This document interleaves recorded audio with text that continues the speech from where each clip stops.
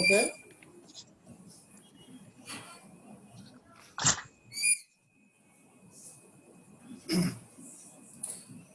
আমরা সুপ্রিয় শিক্ষার্থী, আশা করি সবাই ভালো আছো। তোমাদেরকে নিয়ে আলহামদুলিল্লাহ আজকে আমি সমাজবিজ্ঞানের একটা অধ্যায় যেটা পড়া শুরু করতে যাচ্ছি। তো আমরা পড়ার বিষয়ে প্রবেশ করতে পারি। তো সবার সাথে আমি আজকে যে পাঠের জন্য কথা বলছি, সবাইকে আমার কথা শুনতে পাচ্ছ? জি স্যার। জি স্যার। ওকে, তাহলে আমরা লেটস স্টার্ট আওয়ার লেসন। তো আমি প্রথমেই তোমাদের সাথে আমি আমার শেয়ার করছি, স্ক্রিন শেয়ার করছি। তোমরা একটু আমাদের সাথে স্ক্রিনে আসো, তাহলে দেখা যাক। Okay sir. আচ্ছা, আমি যে স্ক্রিনটা শেয়ার করছি, দেখো তো তোমরা স্ক্রিনটা দেখতে পাচ্ছ কিনা? দেখতে পাচ্ছ তো? জি স্যার। জি স্যার। ওকে, তাহলে আমরা যে পাঠটা পড়বো, এই পাঠের বিষয়টা তোমাদের মাধ্যমেই আমরা জানতে চাইবো যে তোমরা আসলে সঠিকভাবে কতটুকু বুঝতে পারো। তো ওকে, আমরা এখানে দেখতে পাচ্ছি পাঠের শুরুতেই সবার সাথে আমি একটু কুশল বিনিময় করতে যাচ্ছি, সবাই আসলে ভালো আছে কিনা। সবাইকে শুভেচ্ছা জানিয়ে আমি আমার পাঠ পরিচিতি দিচ্ছি। প্রথমে হচ্ছে আমার পরিচয়। তোমরা সবাই জানো আমি টি এম আপেল মাহমুদ, প্রভাষক সমাজবিজ্ঞান, Bogura MC public school and college. শুনতে পাচ্ছ? জি স্যার। হ্যাঁ স্যার। আচ্ছা আচ্ছা, ঠিক আছে, একটু একটু প্রবলেম হবে, তারপরে একটু কষ্ট করে বুঝতে হবে, কারণ নেটওয়ার্ক প্রবলেম এটা থাকতেই পারে। আবার একটু পরেই ঠিক হয়ে যাবে, এটা ধরে নাও। ওকে, আচ্ছা, এবার আমরা দেখতে পাচ্ছি আমরা যে পাঠটা পড়বো সেই পাঠের পরিচিতি। তোমরা যদি একটু খেয়াল করো তাহলে বুঝতে পারবা। আমরা প্রথমে যেটা পড়াবো তোমরা দেখো, তোমাদের শ্রেণী দ্বাদশ সমাজবিজ্ঞান প্রথম পত্র, আর অধ্যায়টা হচ্ছে ৮, বুঝতে পারছো?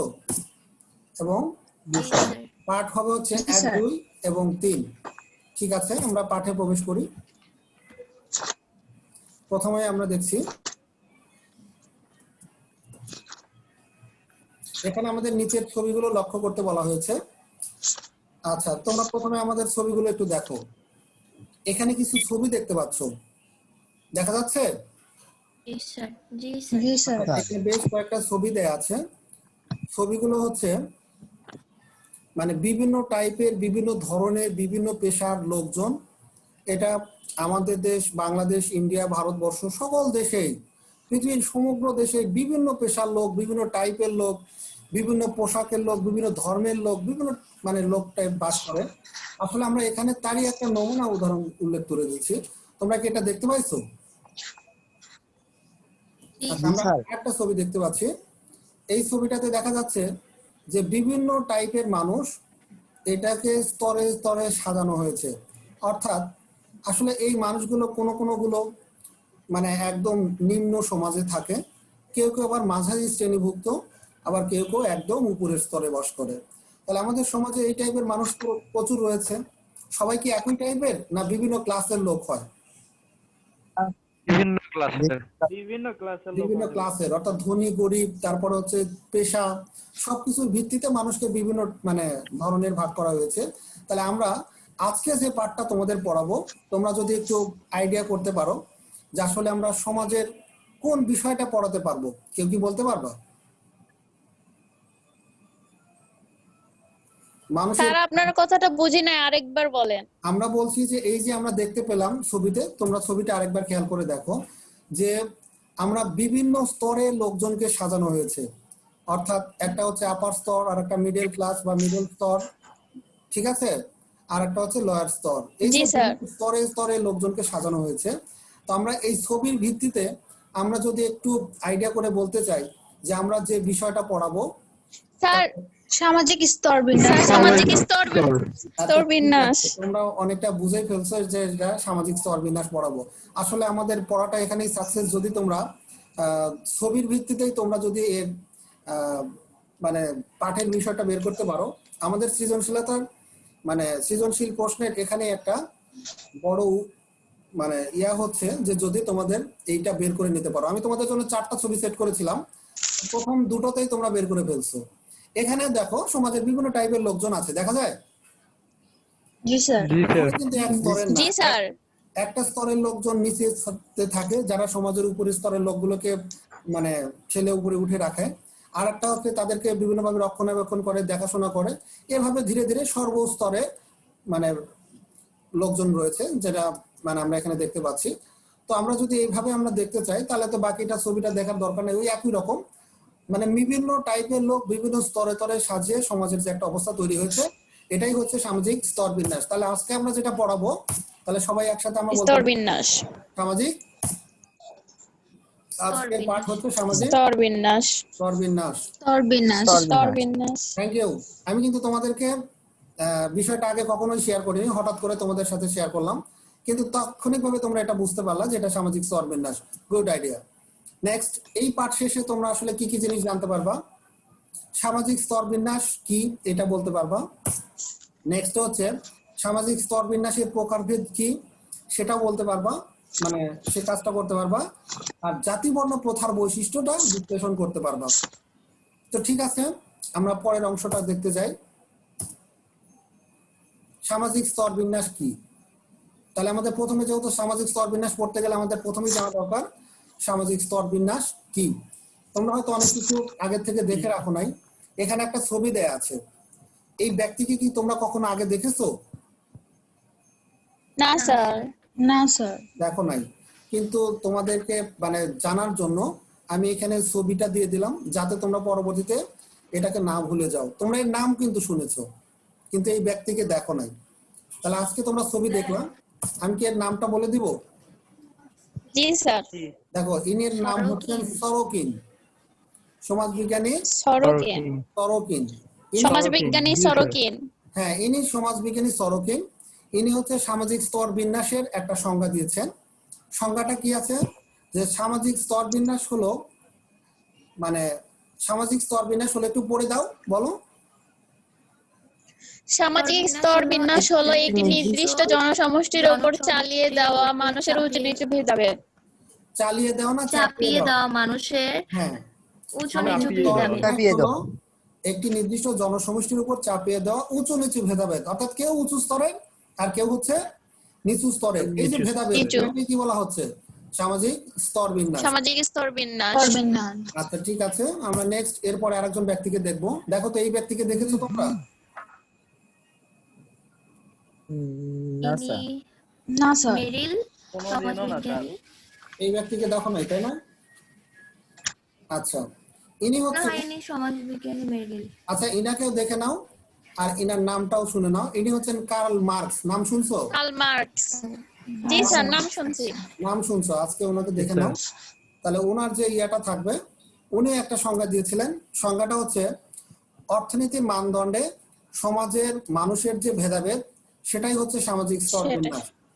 তোমরা একটা কাজ করতে পারো, এটার একটা স্ক্রিনশট দিতে পারো। অনেক আগেই দিয়ে ফেলাছি স্যার। না, এই যে এখন দাও, স্ক্রিনশট। যাতে তোমরা এটা পরবর্তীতে আবার একটু পড়ে নিতে পারো, ঠিক আছে? অনেক আগেই নিছি স্যার স্ক্রিনশট দিয়ে। আচ্ছা ওকে। মানে বলতেছে অর্থনীতির মানদণ্ডে কেন বলেছে যে টাকা পয়সার ভিত্তিতে, অর্থাৎ এটা টাকার ভিত্তিতে বলেছে যে অর্থনীতির মানদণ্ডে সমাজের মানুষের যে ভেদাভেদ, অর্থাৎ কেউ ধনী কেউ গরিব, এই যে উঁচু নিচু ধনী গরিব ভেদাভেদ, এটাকেই বলা হচ্ছে সামাজিক স্তর বিন্যাস। সামাজিক স্তর ঠিক আছে, বিন্যাস। এই স্তর বিন্যাসকে আরো সংজ্ঞায়িত করেছেন। আমি আরো দুজন ব্যক্তির সংজ্ঞা দিয়ে রাখি তোমাদের কাছে, যেন মোটামুটি 4টা সংজ্ঞা থাকলে এটা একটু এর মধ্যে থেকে ভালো মন্দ বাইসে পড়ে নিবা এবং সহজ করে নিতে পারবা। দেখো এখানে আরেকজন ব্যক্তি দিয়েছেন, এটা হলো ম্যাকাইবার। ম্যাকাইবারের নাম শুনেছো? জি স্যার। জি স্যার। নাম শুনেছো, কিন্তু ওনার ছবিও দেখে নাও যাতে ভালো করে বুঝতে পারো। এখানে ম্যাকাইবার যেটা বলছে যে সামাজিক স্তর বিন্যাস বলতে মর্যাদা, বলো। যে স্তর বিন্যাসকে বোঝায়, এই মর্যাদার ভিত্তি হলো রাজনৈতিক বা পুরোহিত তান্ত্রিক। সমাজকে ভাগ করেছেন হচ্ছে রাজনৈতিক হিসাবে। মানে এর আগে যিনি ম্যাকাইভার বলেছিলেন, না ম্যাকাইভার তো বলেছেন রাজনৈতিক হিসাবে, আর তার আগে যেটা বলেছিল সরোকিন বলেছিল যে কার্ল মানুষকে মার্কস। চাপিয়ে দেওয়া, আর কার্ল মার্কস বলেছে হচ্ছে অর্থনীতির ভিত্তিতে। তাহলে ইনি ভাগ করেছেন রাজনীতির ভিত্তিতে, স্যার কার্ল মার্কস বলেছে অর্থনীতির ভিত্তিতে। ঠিক আছে, আমরা আরেকটা সংজ্ঞা দেখে নিব। জি স্যার। এই সংজ্ঞাটা দিয়েছেন হচ্ছে, এনার নামটা আগে জেনে নেই, কিংসলে ডেভিস। ইনিও সংজ্ঞা দিয়েছেন। কিংসলে ডেভিস বলেছেন কাজের ভিত্তিতে মানুষের মানে সমাজের মানুষের মধ্যে যে ভেদাভেদ সেটাই হচ্ছে সামাজিক স্তর বিন্যাস। কাজের ভিত্তিতে সমাজের মানুষের মধ্যে যে ভেদাভেদ সেটাই হচ্ছে সামাজিক স্তর বিন্যাস, অর্থাৎ কাজের ক্ষেত্রে। তাহলে এখন কি খেয়াল করতে পারছো কে কোন ভিত্তিতে বলেছে? প্রথমে হচ্ছে যিনি বলছেন তার নাম কি ছিল বলতো? আমরা যদি একটু rewind করি, সরকিন প্রথমে বলেছে সরোকিন হচ্ছে স্যার। সরোকিন। আমরা এটাকে চিনতে পারছি তো? হ্যাঁ এনার নামটা ভালো করে পড়ে জি রাখো। স্যার। এই ব্যক্তির নাম হচ্ছে সরোকিন। সরোকিন। সরোকিন হচ্ছে মানুষের উপর চাপিয়ে দেওয়া সরোকিন। বলতে উঁচু নিচু, এটাই হলো সরোকিনের সংজ্ঞা অনুসারে। আর দ্বিতীয়ত বলছে যে এই ব্যক্তির নাম কি বলছিলাম? Karl Marx. Karl Marx. Karl Karl Marx. Marx ইনি ভাগ করেছেন কিসের ভিত্তিতে? অর্থনীতির বলতে ভিত্তিতে। রাজনৈতিক। অর্থনৈতিক। কারেক্ট, ইনি ভাগ করেছিলেন অর্থনীতির ভিত্তিতে। এবং তারপরে ভাগ করেছিলেন হচ্ছে এই ব্যক্তি, এনার নাম কি? ম্যাকাইভার। ম্যাকাইভার। ম্যাকাইভার। এর সংজ্ঞা অনেকবার পড়েছো তোমরা এর আগের পাঠগুলোতে। তো ম্যাকাইভার নামও দেখে জি মনে স্যার। করতে পারছো। ইনি কিসের ভিত্তিতে ভাগ করেছেন? রাজনৈতিক। রাজনীতির রাজনৈতিক। রাজনৈতিক বা পুরোহিততান্ত্রিক। সেটাই। এবং নেক্সট যে ব্যক্তিকে দেখলাম ইনি কে ছিলেন? Kingsley Davies Kingsley Davies. Good.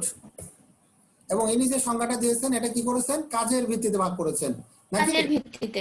ওকে, তাহলে জি, আমরা স্যার। আশা করি সামাজিক স্তর বিন্যাস সম্পর্কে মোটামুটি আমরা এই সংজ্ঞাটা লিখতে পারবো। তোমরা একটু ইয়ে করে নাও, এটার একটা স্ক্রিনশট দাও। দিয়েছি দিছি স্যার। নেক্সট আমরা এরপরে যাব, আমরা সামাজিক স্তর বিন্যাসের প্রকারভেদ। আসলে সামাজিক স্তর বিন্যাসের প্রকারভেদ এখানে মনে হয় আমাদের একটু প্রবলেম হবে, একটু ছোট হয়ে গেছে। সামাজিক স্তর বিন্যাসের প্রকারভেদ আমরা মাঝখানে একটু লেখাটা ছোট করতে পারলে এটা বুঝতে পারতাম। যাই হোক, মাঝখানে আমাদের আছে সামাজিক স্তর বিন্যাস। আমি ঘরটা আর একটু বড় করে নিব। নেক্সটে দেখো, এটা সামাজিক স্তর বিন্যাসের মধ্যে কি কি জিনিস আছে? একটা আছে হচ্ছে দাস প্রথা। কি প্রথা আছে সামাজিক স্তর বিন্যাসের মধ্যে? আমরা দাস প্রথা। প্রথা একটা হলো দাস প্রথা, আর একটা হলো এস্টেট প্রথা। কি প্রথা? এস্টেট প্রথা। দাস প্রথা প্রথমটা হলো দাস প্রথা, দ্বিতীয়টা হলো এস্টেট প্রথা। প্রথা। এরপরে হচ্ছে প্রথা। জাতি বর্ণ। এরপরেরটা কি বললাম? জাতি বর্ণ। জাতি বর্ণ জাতিবর্ণ। এবং লাস্ট ওয়ান সামাজিক মর্যাদা ও শ্রেণী। সামাজিক মর্যাদা শ্রেণী। সামাজিক মর্যাদা ও শ্রেণী। তাহলে শ্রেণী। মোটামুটি আমরা বুঝতে পারলাম যে সামাজিক স্তর বিন্যাসকে কয়টি প্রকার মানে কয়টি ভাগে ভাগ করা হয়েছে? চার চারটি ভাগে। ভাগে। চারটি। আচ্ছা, সামাজিক স্তর বিন্যাসকে মোটামুটি 4টি ভাগে ভাগ করা হয়েছে। আমি যদি এটাকে একটু রিমাইন্ড করে যদি এটা উঠায় দেই তাহলে একটু বলতে পারো সামাজিক স্তর বিন্যাস প্রথম ভাগটার নাম কি ছিল? দাস প্রথা। দাস প্রথা দাসপ্রথা। থ্যাংক ইউ, দাসপ্রথা, খুব ভালো বলেছো। নেক্সট কিটা ছিল? এসএস প্রথা। এস্টেট প্রথা। এস্টেট প্রথা। নেক্সট কি ছিল? জাতি বর্ণ। জাতি বর্ণ প্রথা। জাতি বর্ণ প্রথা। এবং তারপর সামাজিক শ্রেণী ও মর্যাদা। সামাজিক শ্রেণী ও মর্যাদা। গুড, ফাইন বলেছো। এই যে দেখো টোটাল আমরা এই যে ইয়াটা পাইলাম। এরপরে দেখো মোটামুটি আমরা যে এই দাস প্রথাটা, ওটা দাস প্রথা নিয়ে একটু আলোচনা করব। দাস প্রথাটা আসলে কি? এখানে একটা ছবি দেখা যাচ্ছে। ছবিতে দেখো মানে একদল লোককে বেঁধে তাকে অনেক শাস্তি দিচ্ছে, আর কিছু লোকজন হাত জোর করে তাদের কাছ থেকে ক্ষমা চাচ্ছে। ছবিটা অনেক মানে আগের আঁকানো ছবি, মানে দাস প্রথা তো আসলে অনেক আগের। তো সেটাই আমরা এখানে দেখতে পাচ্ছি। এখানে আমরা আরেকটা ছবি দেখতে পাচ্ছি, এখানেও দেখা যাচ্ছে যে কিছু লোককে বেঁধে রাখা হয়েছে, তাদেরকে চরম শাস্তি দেওয়া হচ্ছে। তো আসলে এই দাস প্রথার এই জিনিসটা আসলে কি, আমরা যদি এটা সম্পর্কে জানতে চাই, সেটা হচ্ছে দাস হচ্ছে সেই ব্যক্তি যে আইন ও প্রথার অনুসারে অন্যের সম্পত্তি। কিছু বুঝতে পারছো? দাস হচ্ছে সেই জি, স্যার। ব্যক্তি যে আইন ও প্রথার অনুসারে অন্যের সম্পত্তি আমরা দখল করে। এটা দাসদের কি নাই? দাসদের কোনো যার- অধিকার নাই। দাস হলো সেই ব্যক্তি যার অন্য অধিকার নাই।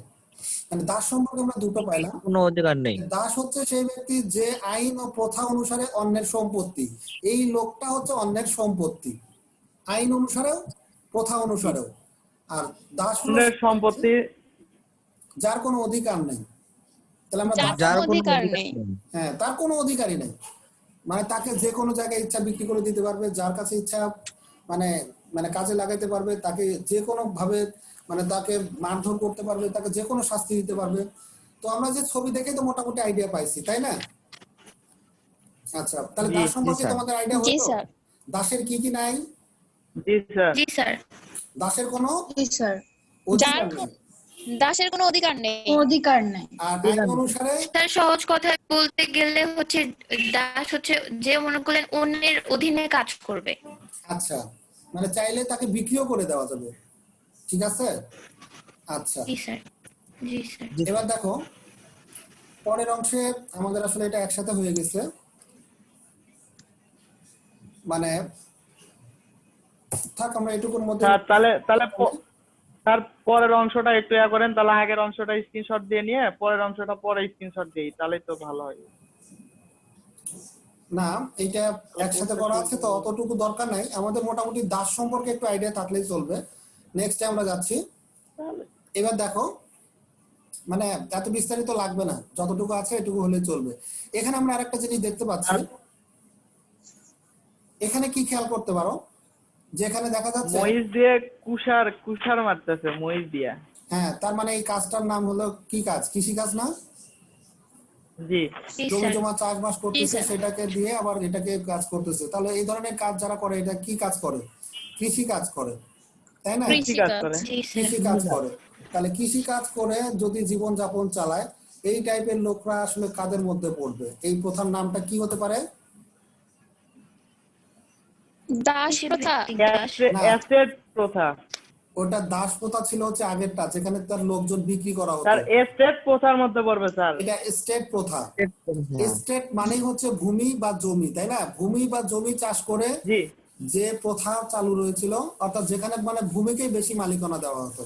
তোমাদের হয়তো আরেকটা জিনিস আমি ক্লিয়ার করে বলি, সেটা হচ্ছে যখন হচ্ছে দাস প্রথা ছিল তখন মানুষের সম্পত্তি বলতে কোনো ভূমি ছিল না, অর্থাৎ দাসকেই তারা মানে সম্পদ মনে করত। কোন লোক কত বড় লোক, মানে কার কত প্রকার দাস রয়েছে তার উপর ভিত্তি করে সেই লোকের সম্মান বা মর্যাদা নির্ভর করত। যেমন এখন যদি কাউকে আগের সমাজে বলা হতো যে ওনার 1000 দাস দাসী রয়েছে, তার মানে কি উনি সবচেয়ে বড় লোক, কারো 500 রয়েছে, মানে দাসের উপর ভিত্তি করে।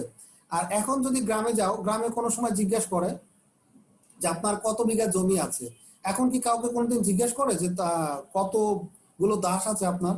কিন্তু ওই দাস প্রথাতে ছিল হচ্ছে কতগুলো দাস আছে তার উপর ভিত্তি করে তখন বড় ছোট নির্ণয় করা হতো, তখন জমির কোনো ভ্যালু ছিল না।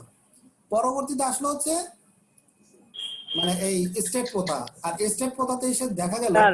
হ্যাঁ বলো স্যার। ওই দাস প্রথাতে এমন একটা জিনিস যে একটা লোকের আন্ডারে ধরেন 100 অথবা 200 জন আছে, আর এদেরকে যেটা অর্ডার করবে তাদেরকে সেটাই করতে হবে। তার মানে ধরেন আমার আন্ডারে যদি 100 জন কাজ করে, আমি যদি তাদেরকে একটা অর্ডার করি যে অমুক জায়গায় একটা জমি আছে ওইটাকে দখল নিতে হবে, তাহলে তাদেরকে কিন্তু সেটাই করতে হবে। কারণ এটাই হচ্ছে দাস প্রথা। কারণ দাসেরা হচ্ছে এমন একটা জিনিস, আমি যে কথাটা বলবো এই কথাটার ঊর্ধ্বে তারা কোনো কিছু করতে পারবে না। কারেক্ট। তবে ওইখানে কিন্তু একটা কথা উল্লেখযোগ্য, ওই দাসগুলোকে তুমি চাইলে কিন্তু আবার আরেকজনের কাছে বিক্রি করে দিতে পারবা। এখনকার সমাজের সাথে তখনকার সমাজের মেইন পার্থক্য যেটা, যে আমরা কিন্তু অনেক সময় বিভিন্ন সময় শ্রমিক নেই না, আমাদের বিভিন্ন কাজের জন্য শ্রমিককে নেই, কিন্তু আমি চাইলে কিন্তু ওই শ্রমিককে বিক্রি করে দিতে পারবো না। বিষয়টাকে বুঝতে পারছো? কাজের জন্য আমি 500 শ্রমিককে নিতে পারবো, 500 শ্রমিককে দিয়ে আমি রাস্তা বা খাল খনন করি বা পুকুর খনন করি, আমি যা ইচ্ছা করতে পারবো, যেটা অর্ডার করি সেটাই করতে পারবো। বাট আমি কি ওকে বিক্রি করতে পারবো না। কিন্তু দাস সমাজের মেইন উদ্দেশ্য ছিল যে ওই সময়ে তাদেরকে চাইলে বিক্রিও করে দেওয়া যেত। বুঝতে পারছো ব্যাপারটা? আচ্ছা, আর পরবর্তীতে আসলো হচ্ছে এই যে সমাজ এস্টেট প্রথা। এস্টেট প্রথাতে কি হতো, যে এখানে জমি জমা চাষ করা হতো। তার বৈশিষ্ট্যগুলো আমি একটু বলছি, দেখো। ভূমি কেন্দ্রিক একটি সামাজিক সম্পর্কের বিন্যাস, এটা হচ্ছে ভূমি কেন্দ্রিক।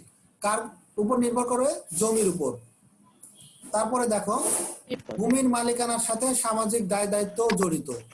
ভূমির মালিকানার সাথে এদের কি রয়েছে? সামাজিক দায় দায়িত্ব জড়িত রয়েছে, জড়িত আছে। ঠিক আছে।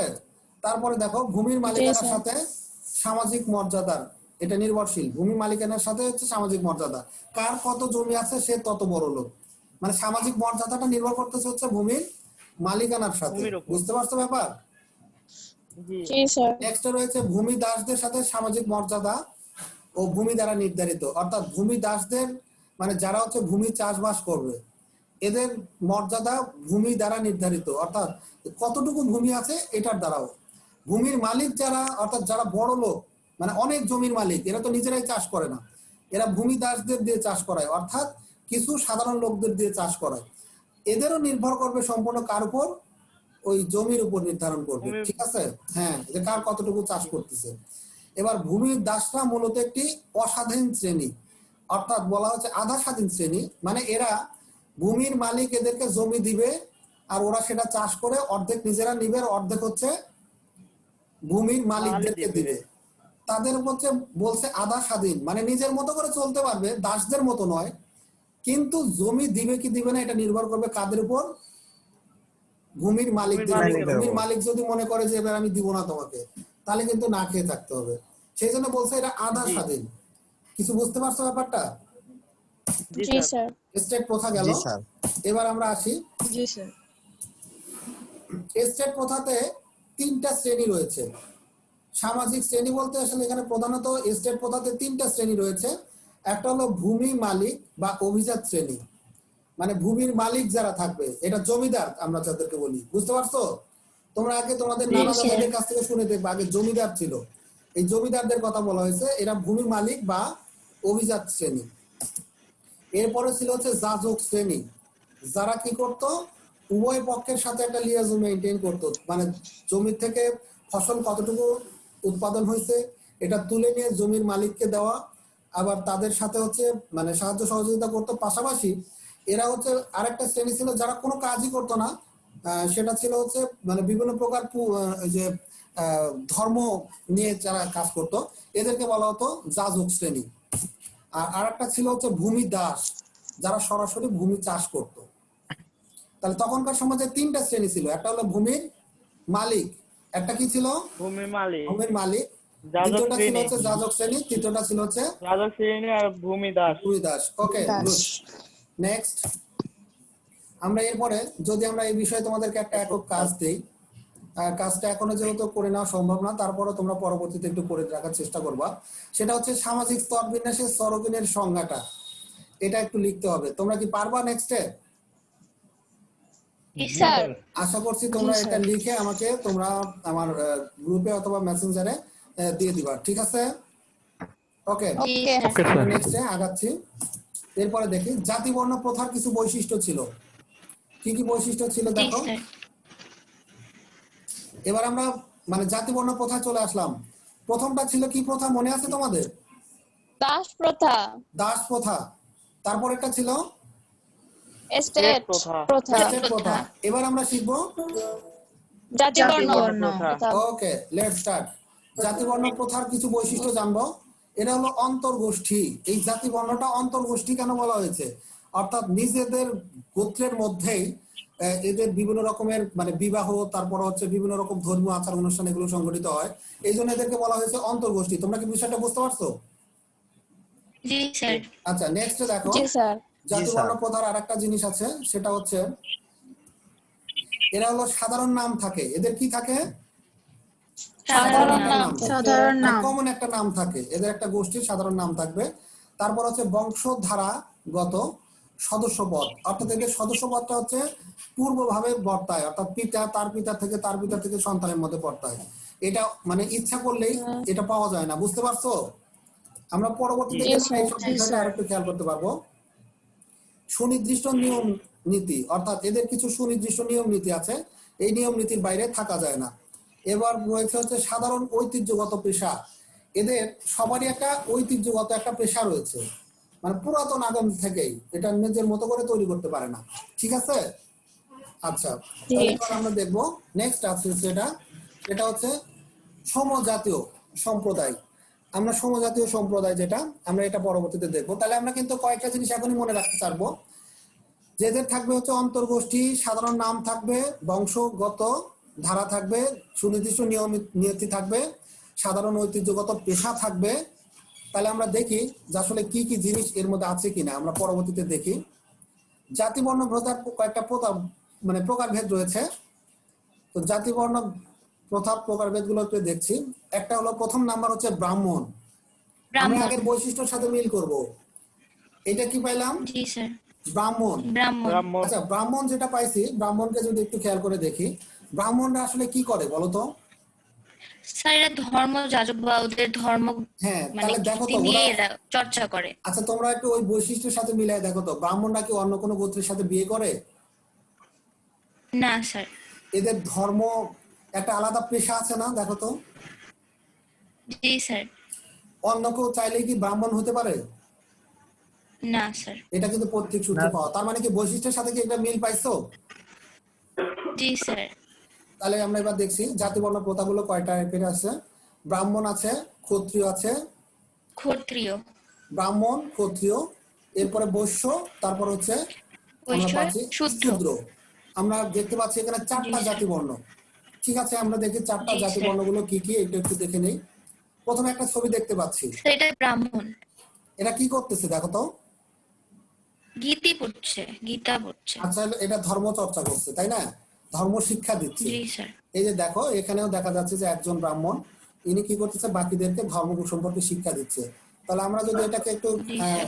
একটু ভালো করে দেখি, যে ব্রাহ্মণরা হলো শিক্ষক বা যাজক, যারা ব্রহ্মার মস্তিষ্ক থেকে, ব্রহ্মার মস্তিষ্ক থেকে জাত। এরা হলো সমাজের সর্বোচ্চ মর্যাদার অধিকারী। তাহলে জাতি বর্ণ প্রথায় সবচেয়ে মর্যাদার অধিকারী কারা? ব্রাহ্মণরা। ব্রাহ্মণরা। আমরা কি এটা বুঝতে পারছি? জি স্যার। এরা হলো ব্রাহ্মণ। এছাড়াও ব্রাহ্মণরা আর কি কি কাজ করে দেখো তো। এই যে এখানে ইয়ে আছে না, পূজা পাঠ। পূজা পাঠ করতেছে, তাই না? আচ্ছা, তারপরে দেখো এই যে এখানেও পূজা পাঠ করতেছে। তাহলে ব্রাহ্মণদের আরেকটা কাজ হচ্ছে কি, এরা ধর্মীয় কার্যকলাপ পরিচালনা করে থাকে, বলে এদেরকে পুরোহিত শ্রেণীও বলা হয়। বিদ্যা চর্চা করা। তাহলে কি ব্রাহ্মণ সম্পর্কে আমরা ক্লিয়ার? জি স্যার। ওকে, ব্রাহ্মণরা তাহলে কি করে, এরা শিক্ষা দেয়, ধর্মীয় শিক্ষা। আর একটা কি করে, এরা বিভিন্ন রকম পূজা পাঠ করে।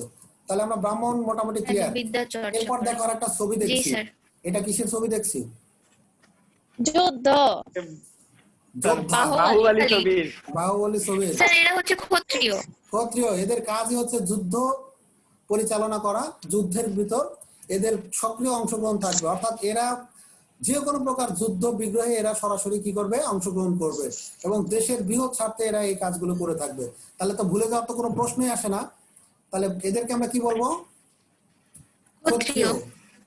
কি বুঝতে পারছি তো? জি স্যার। ওকে, গুড। এরপরে দেখো, ক্ষত্রিয়দের আরেকটা জিনিস আছে। কি কি জিনিস আছে আমরা একটু খেয়াল করি। এরা হলো সমাজের যোদ্ধা শ্রেণী, যারা দেশের নিরাপত্তার স্বার্থে বিভিন্ন সময় যুদ্ধ বিগ্রহ করে থাকে। হ্যাঁ, আর সরকার, তারপর গাইন, শিকদার, বালা, ঢালি, রায় ও বিশ্বাস, এগুলো হচ্ছে এদের উপাধি। যাই হোক, মোটামুটি আমরা বুঝতে পারছি তো, ক্ষত্রিয়রা যোদ্ধা। জি স্যার।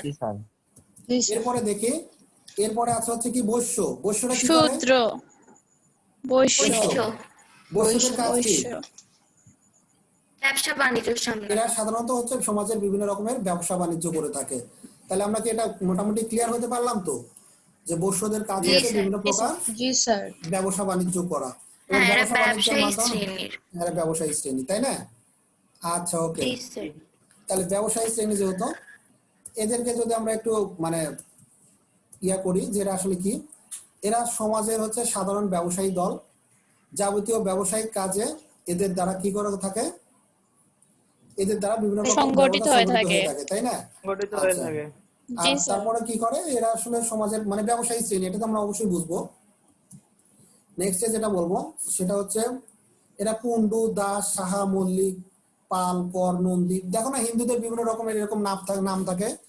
এই যে নাগ, গুহ, হরি, এগুলো সবই হচ্ছে বৈশ্য শ্রেণী। এরপর সর্বশেষ শ্রেণী যেটা, এটার নাম হচ্ছে শূদ্র। শূদ্রদের কাজ কি? শূদ্রদের কাজ হচ্ছে, বলতে পারবা? শূদ্রতা স্যার নিচু জাতের, হ্যাঁ আমি স্যার আমি পারবো, শূদ্ররা হচ্ছে কবিরা। নিচু জাতের পেশাজীবী। হ্যাঁ, এরা হচ্ছে সমাজের বিভিন্ন সেবামূলক। বলো। ওই তো যারা কবিরা, দাস দাসী, তারপর আর কি কামার কুমার এগুলো। আসলে হচ্ছে নাপিত, কামার কুমার, মাঝি। সমাজের বিভিন্ন সেবামূলক কাজ যারা করে থাকে এরাই হলো শূদ্র শ্রেণী। শূদ্র। আমরা যদি শূদ্র। হ্যাঁ, আমরা যদি এটাকে একটু দেখতে চাই, যে দেখো এই যে সমাজের যে বিভিন্ন ঝাড়ুদার, না তারপর হচ্ছে বিভিন্ন প্রকারের যে ওই যে বিভিন্ন নাপিত। জায়গা পরিষ্কার পরিচ্ছন্ন করে, যে তারপর হচ্ছে যে টয়লেট, হ্যাঁ। বাথরুম, এগুলো বিভিন্ন কিছু মানে পরিষ্কার করে। তারপর হচ্ছে বিভিন্ন হচ্ছে যে চুল কাটা, তারপরে যে অনেক সেবামূলক অনেক রকমের কাজকর্ম আছে। সকল কাজকর্ম করে এই শূদ্র শ্রেণীর লোক। আমরা কি ক্লিয়ার জি বিষয়টা? স্যার। আচ্ছা, নেক্সট। জি। জি জি স্যার। স্যার। তাহলে আমরা শূদ্র শ্রেণীর লোক সম্পর্কে মোটামুটি যেটা পাইলাম, সেটা হচ্ছে সমাজের সবচেয়ে নিম্ন শ্রেণীর বর্ণ হলো শূদ্র। এরা ব্রহ্মার পায়ের পাতা থেকে জন্ম লাভ করেছে। এদের কাজ মূলত হচ্ছে উপরোক্ত 3 শ্রেণীর মানুষের সন্তুষ্টি বিধান, অর্থাৎ আগের যে 3টা শ্রেণীর নাম বললাম, সেই 3টা শ্রেণীর লোকজনের সন্তুষ্টি, মানে তাদেরকে ভালো রাখাই হলো এদের কাজ। দাস, সূত্রধর, মানে ওদের বিশ্বাস, সেবায় নিয়োজিত থাকে। হ্যাঁ।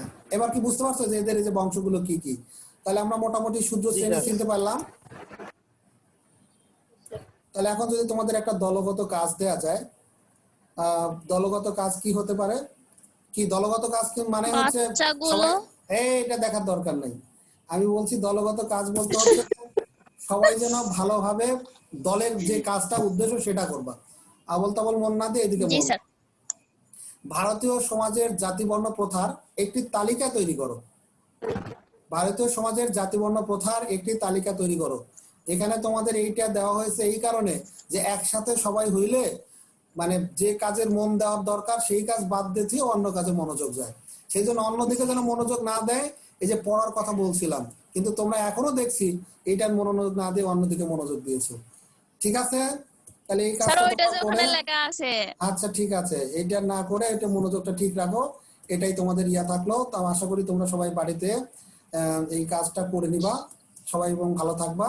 সবাইকে আমার পক্ষ থেকে ধন্যবাদ যে তোমরা এতক্ষণ ধরে তোমরা আমাদের সাথে ছিলে এবং আমাদের সাথে সময় দিয়েছো এবং ভালোভাবে বুঝতে পেরেছো। আশা করি